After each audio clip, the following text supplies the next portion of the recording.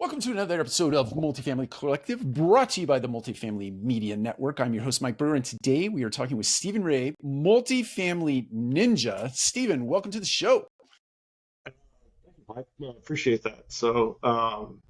Excited to be here. Excited to see you again. And yeah, chat a little bit about multifamily today, I guess.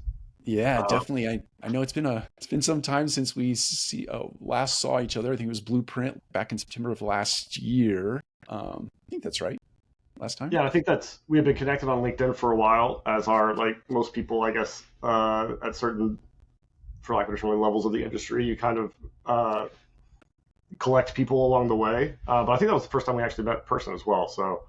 Um, it was yeah, good, fun little roundtable that Dom with 20 for 20 put on, and it was great. So excited to go a little bit further. Although I will say one thing, LinkedIn. So I think because you had said, so multifamily ninja is actually the title I gave myself because I wanted to be a ninja from I was like a small child. Probably I since the love it. three ninja movies. I don't know if you remember those in the like early '90s. It was I like three. don't. Anyway, we don't need to. But always wanted to be a ninja, and finally have a chance to put it, like, give myself my own job title and put that on the business card. LinkedIn's showing it because that's my only role at this company.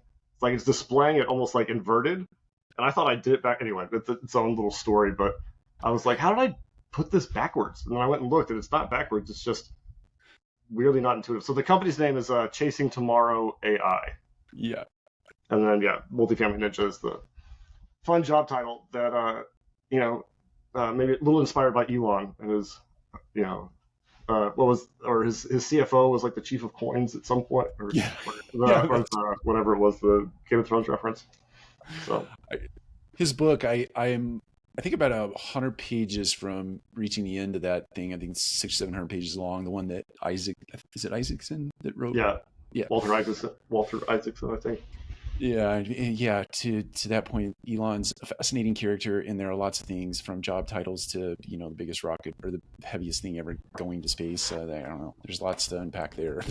But, uh, Yeah, well, and yeah, he's just interesting in general. I've gotten kind of obsessed with, so now working more on the prop tech side of things. As where I spent most of my career in management. There's a guy going around named Joe Justice who's talking about how Tesla and SpaceX both do their agile manufacturing. mm, So Joe Justice worked for Bill Gates and then Jeff Bezos, and then ended up with Elon. So he has quite the resume. oh wow. Um, but he talked about why the Musk companies are different. Um, and a lot of it is this way that there's like no middle management. It's all engineers. They just build stuff and fix stuff, and they can prototype stuff and put them from prototyping concept to 3D printed it on a car, like within the same workday, which is insane. So yeah, that's super fascinating guy. I've not started the book yet. I have it. It's in my queue, I guess you could say. I gotta tell you, it is well worth it. And you bring up a great point that could be a jumping off point or something that doesn't really fit in the episode, but it is. It's going to make it in. Uh, and that is that the engineers. One of the things in the book he talked about. It is a very flat organization, but there are people that are tasked with sort of the business side of the Musk companies, right?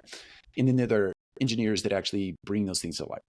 And one of the sections in the book talks about how Elon gets very, very frustrated when, the output or the outcome is not what he had in his head. And typically it's a breakdown between the engineer and the business guy, right?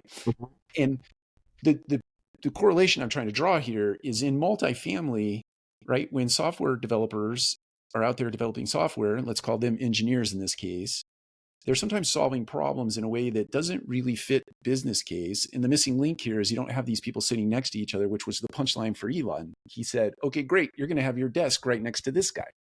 And that way I get my outcome.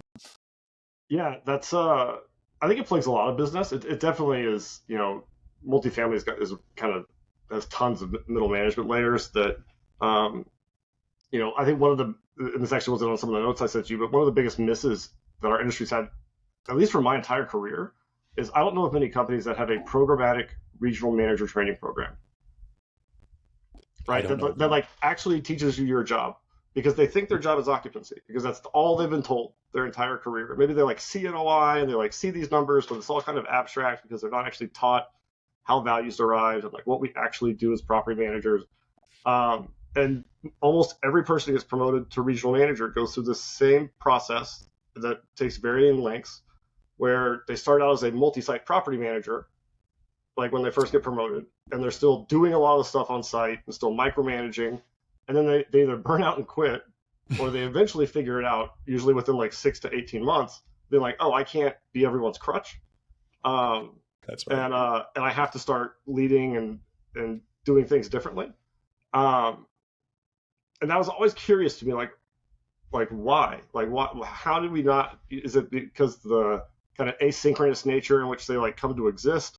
I know when I was at Roscoe, like I guess RPM before it was RPM, we had a policy that Angelique Goodenough, Jason, and I kind of worked together to put in place, where if you were regional, you had 2 years to get your CPM, and we kind of stopped the training need with the IRM CPM designation. So like I got mine while I was still on site at Roscoe, which was incredible to have that kind of breadth of awareness still touching the site stuff.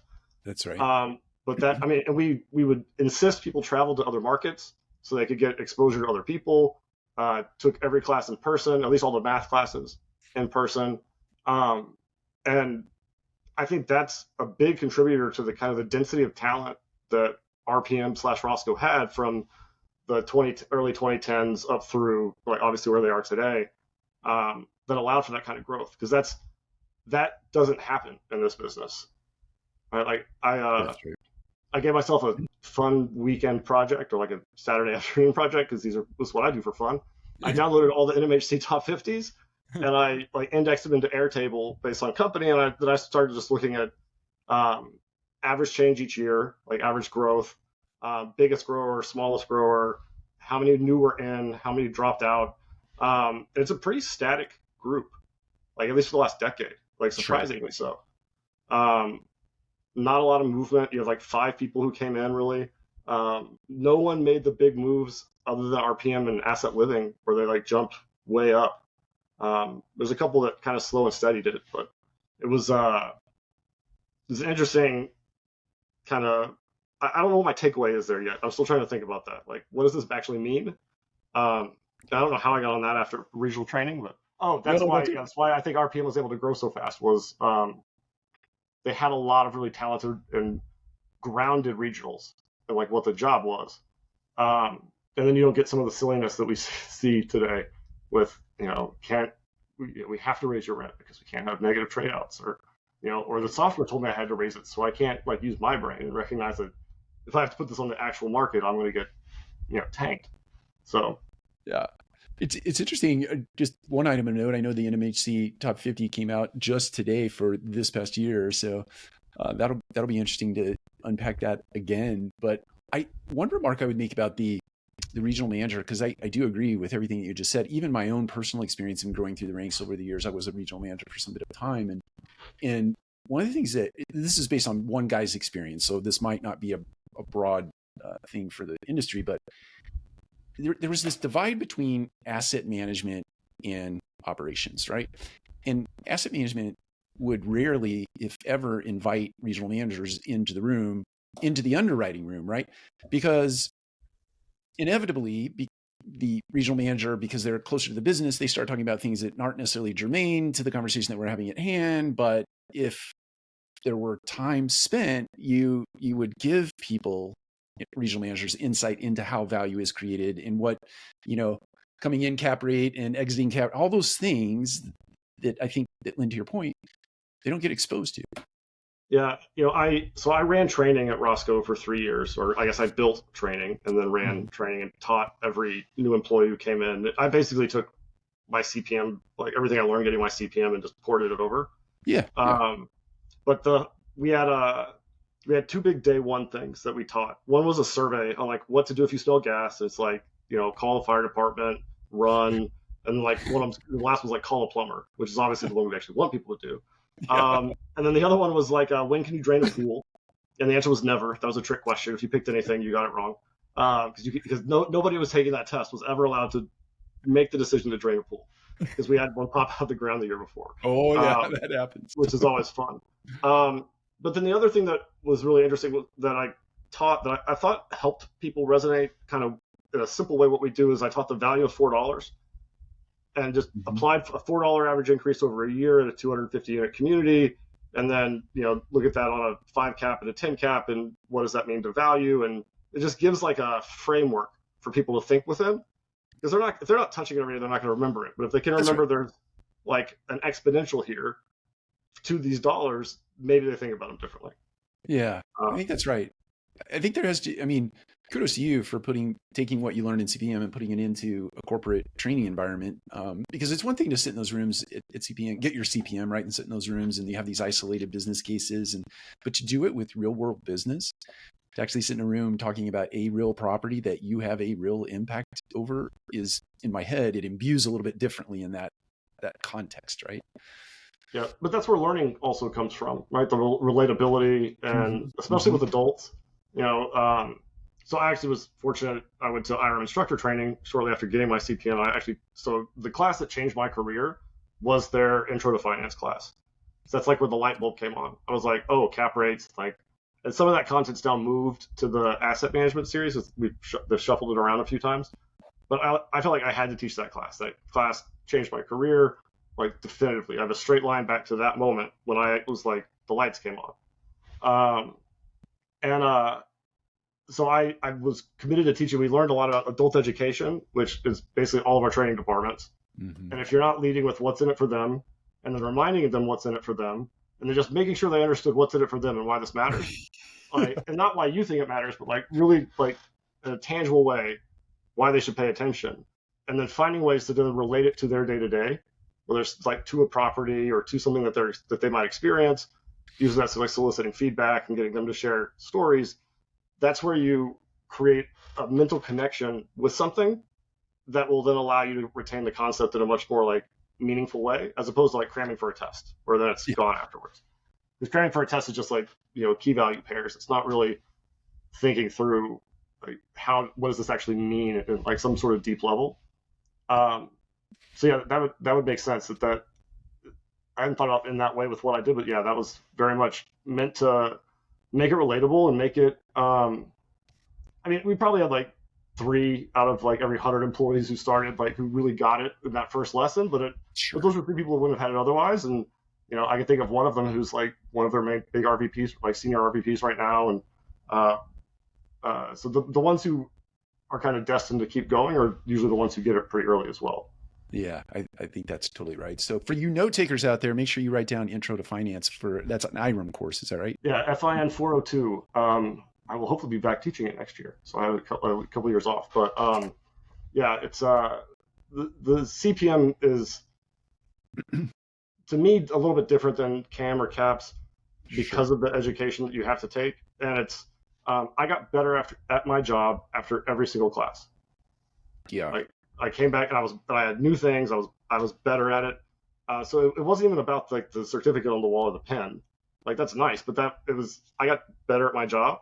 And then we saw that at Roscoe across 25 regionals probably. And they all got better at their jobs. So, which is just also makes it that much more confusing as to why no one's built anything really internally. I'm not aware of everyone's training department, but I feel like if it was out there, I might have stumbled across it at some point. Yeah, I know. The company I was last with, we were intentional about building out some coursework, in Laura Truwood, who is no longer in the company. She built it out. She did a wonderful job, and she really did touch on some of those aspects that you talked about. But listen, that was 4 years ago, and this industry's been around for 50 years. Yeah. And it hasn't changed really at all. Right. And, we fool ourselves into thinking that it's changed because we have slightly different tools, but we haven't recognized that the processes and the job roles and functions are identical to what and we're just now starting to see some change with centralization with that.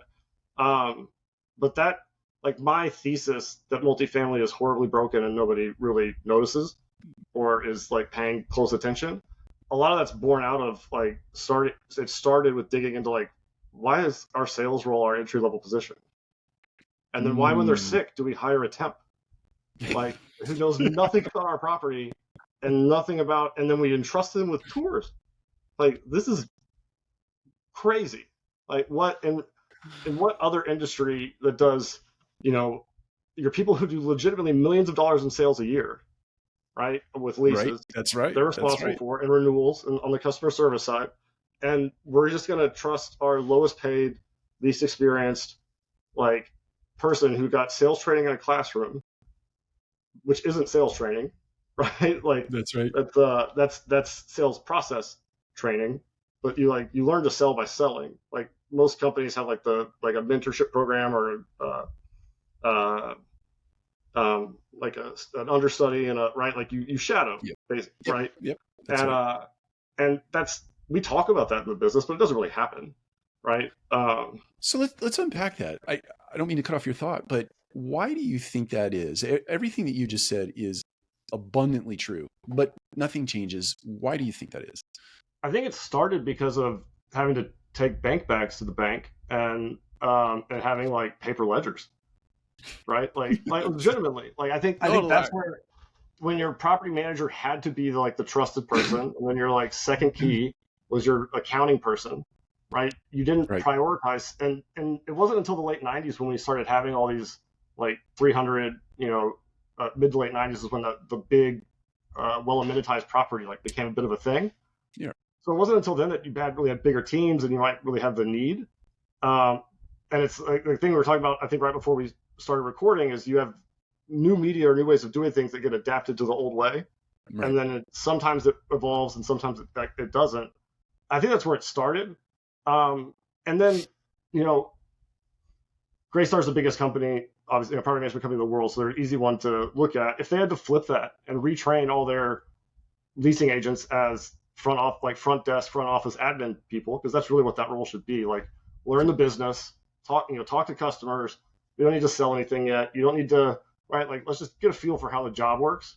Pay them to do data entry and paperwork, as opposed to having our property managers do the majority of that on site.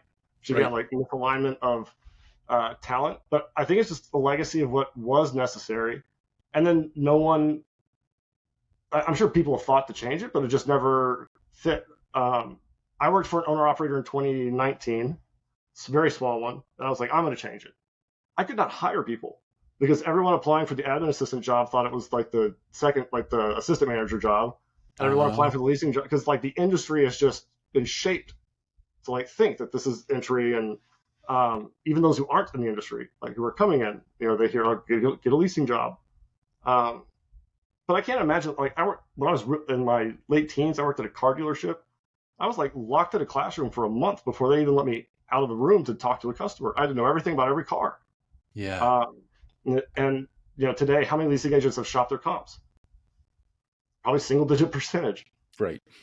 Um, so how do they even know what they're selling or selling against? Right? Like, we don't teach sales. We that's the that's part of kind of like, so that looking at the job roles evolved into thinking, oh, this applies almost everywhere. Like, where we haven't either adapted or where we're not teaching the right things to the right people because we've deemed them at one point incapable.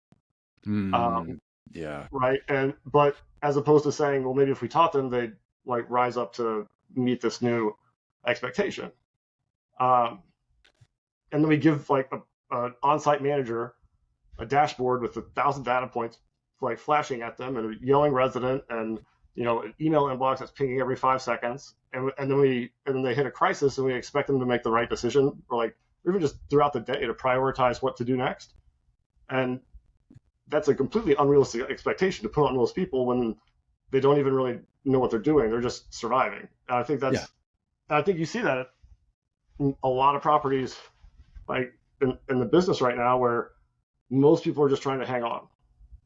You bring up a really good point. We do a wonderful job as an industry of creating a fantastic environment for producing little t trauma in people, and it's real, right? The anxiety. I remember being on site, and look, not every single second of every single day is what you just described. but there are a lot of moments and stretches of moments where the anxiety level goes up, the cortisol pours in, and you're just like, I got to save my life right now in terms of serving the customers, satisfying my boss, getting these reports over to the RM on time, doing all this, answering the phone, people screaming.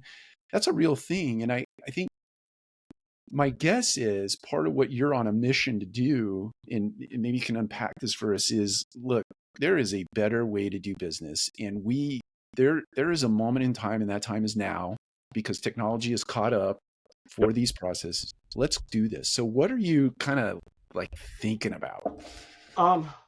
So I mentioned, I was at the small owner operator in 2019, tried to fix it, didn't really work, but learned a lot through that process. I worked for a company called ResProp for 2020 through the end of last year, and while I was there, I did, like, in my middle year of those three, I had a chance to do this initiative that I call modular management, where it was essentially micro, way I thought, like small management companies, all to keep the organization kind of flat, where you'd have an accountant on every team, like a marketing person on every team. Like, you pull the departments down, and because departmental silos, without going off on that tangent, it's another thing that hurts. But ultimately, that also didn't work, and I realized part of the problem was the tools weren't there with AI, and then the other big piece was you were trying to take people from, like, the job role they're used to and move them to something that looks similar but it's actually very different. And if you do it the way you did the old one, it's going to completely screw you. The best example of that was we were running centralized maintenance in these pods, and we kept putting very experienced leads in that maintenance manager role, which was really more of a dispatch role and scheduling role. And for people whose entire careers and, like, esteem was built around fixing things and being the person who got called to fix things, and now they're overseeing a 1,000-unit portfolio, and they want to go fix an AC, and I'm like saying, like, no, like, if you fix that AC, we're losing time. Like, I know it feels good, but and we went through 3 people before that light bulb went off. It was like, oh, I got to hire something completely different. I can't just go plug in a lead. But the software tools were also probably the biggest shortcoming, and I got a little obsessed with AI last year, like most people. Around the time Blueprint was going on, though, I kind of taught myself Python. I found some really good prompts that had probably 100x my learning. Like, I was just consuming knowledge at a pace that I couldn't ever remember in my adult life anything being like it. And I was like, wow, this is really powerful. If, like, I'm learning this fast. And then Microsoft released an open source project in October that allows you to get agents to chat to each other. Like, so 2 different, like, LLMs can have a conversation, and that unlocks a lot of really interesting things, especially when you can have multiple ones, and they can all, like, one could be fine tuned to do this one specific thing. And just all these things that I've known, and that most people in the industry know are, like, best practice, right? When you get a work order, you should look at the work order history, right? But how many people actually look at the work order history to, like, see has this come up before, or even a previous resident? Did we just replace this same, like, heating element on the stove, like, or is this the 3rd heating element we're replacing? Why don't we just get a new stove? All these, like, again, best practice book. Like, if you read a book about it, they would be there, but they're not there because people are busy or people don't know. But those things drive outcomes. Right. And you mentioned, like, those moments of the busy office. Yeah. Now, not universally, but I think a lot of those are usually attributed to, like, something that went wrong previous. That's right. So something wasn't fixed right.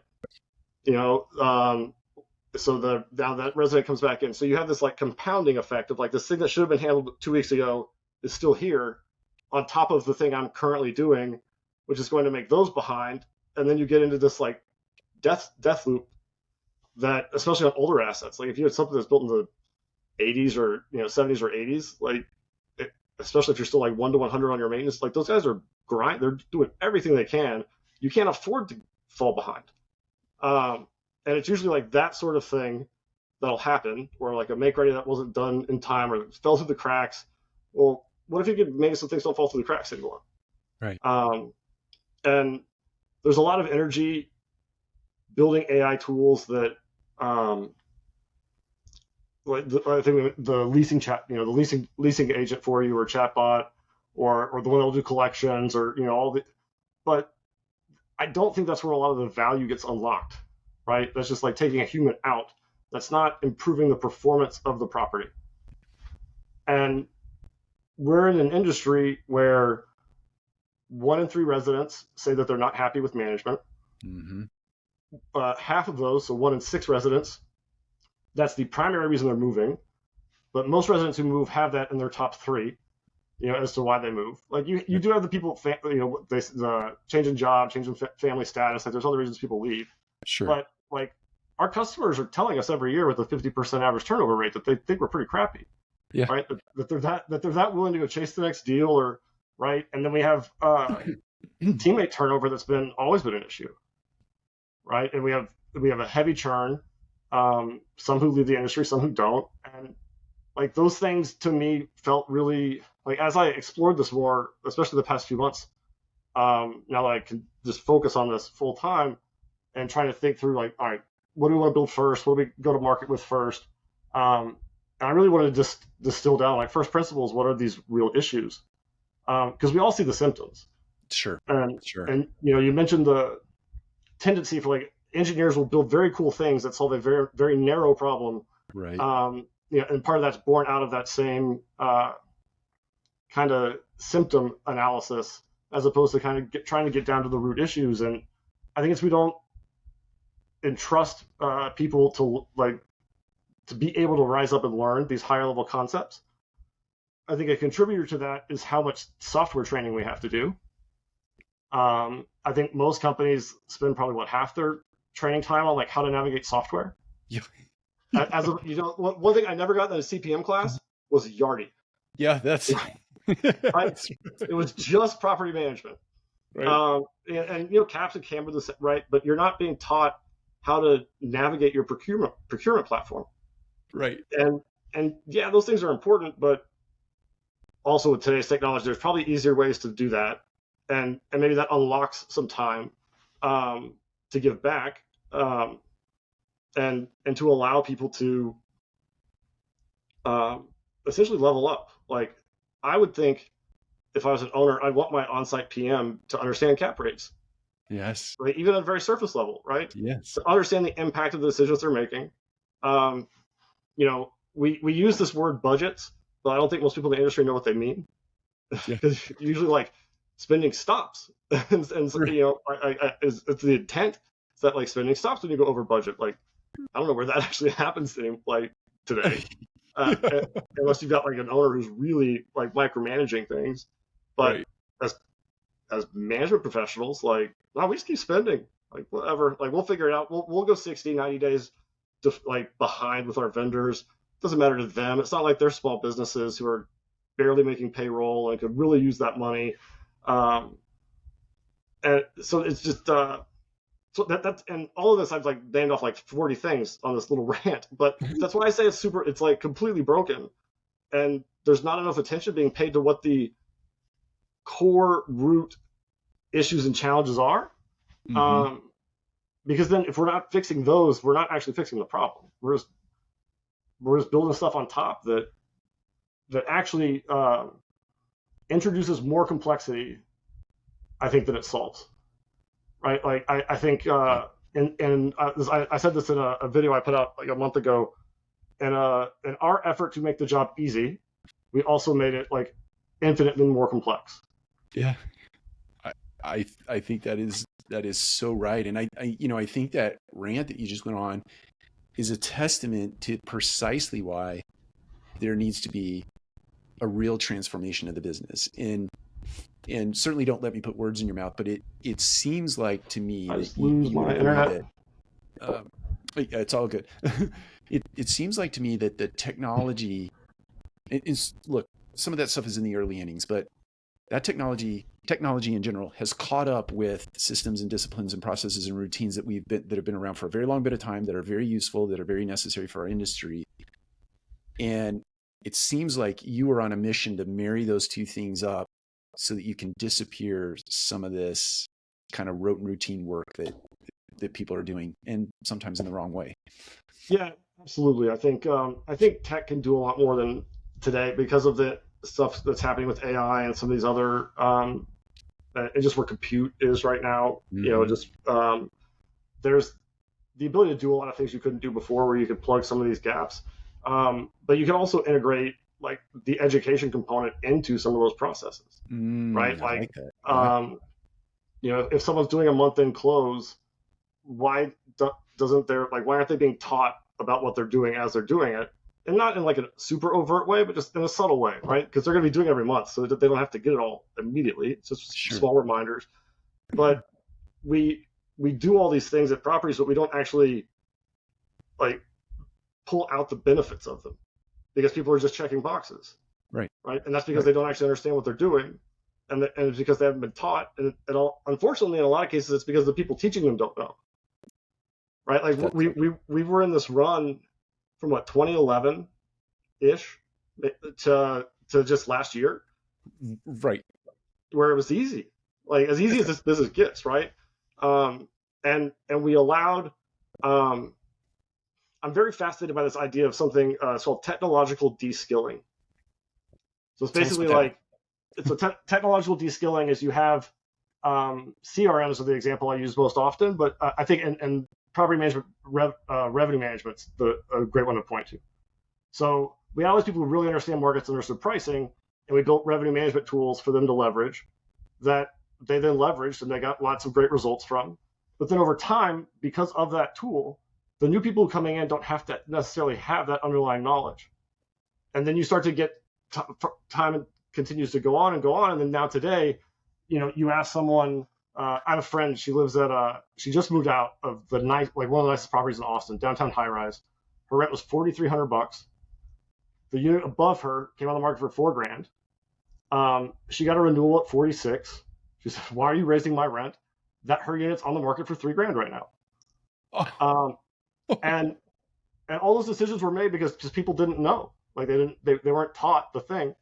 So I think software can help, and that's because revenue management has made it to where no one thinks about pricing. It's like, why is the right. pricing? Well, the software told me.